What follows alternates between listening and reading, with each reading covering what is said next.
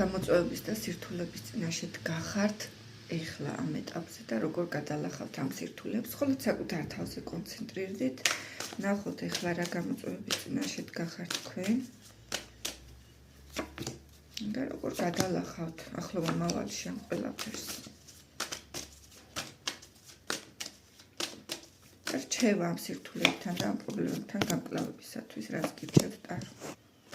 ამ ეტაპზე თქვენი ცხოვრების შესაძლებელი არის რაღაც სიტუაცია, რისი გაშვება ძალიან არ გინდათ, ძალიან გიმძიმთ, ძალიან გიჭირთ. შეიძლება ერთ ადგილას ხართ დაბრუნული და გაჩერებულები, ვერც წინ მიდიხართ, ვერც უკან მიდიხართ, შესაძლებელია თავათაც გიძნელდებათ საერთო ჯამში ამ სიტუაციის გაშვება და გარისკვა.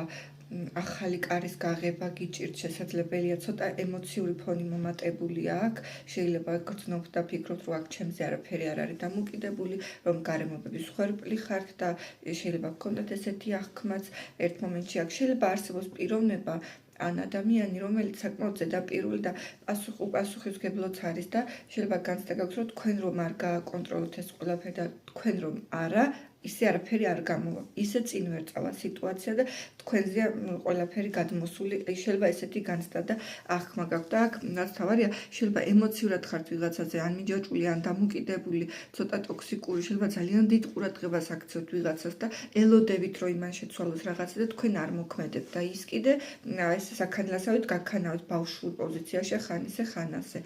ეხლა რაც შეეხება რჩევას თქვენთვის ამ სიტუაციასთან დაკავშირებით, როგორ ჯობია მოიქცეთ. ყოყმანის და გაურკვევლობების და აიწონა პოზიციების დრო არ არის.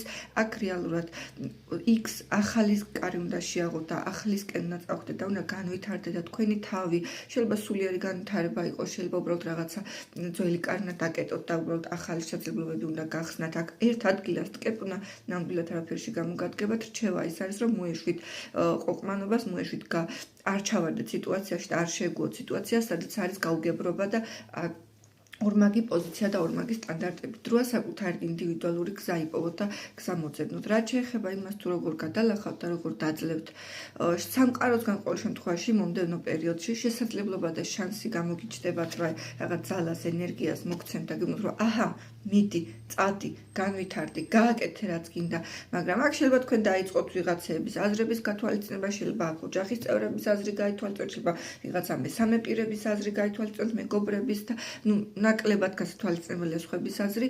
აქ გეუბნებია, რომ შენი წასვლის დრო თუ ამ შანსს რაც გეძლევათ გამოიყენებთ, შედეგზე აუცილებლად გახვალთ, დაგიფასდებათ შედეგი. ზედმეტ ფიქრებს და ზედმეტ ადამიანებს ნუ ჩარევთ თქვენს ცხოვრებაში ახლო მომავალში.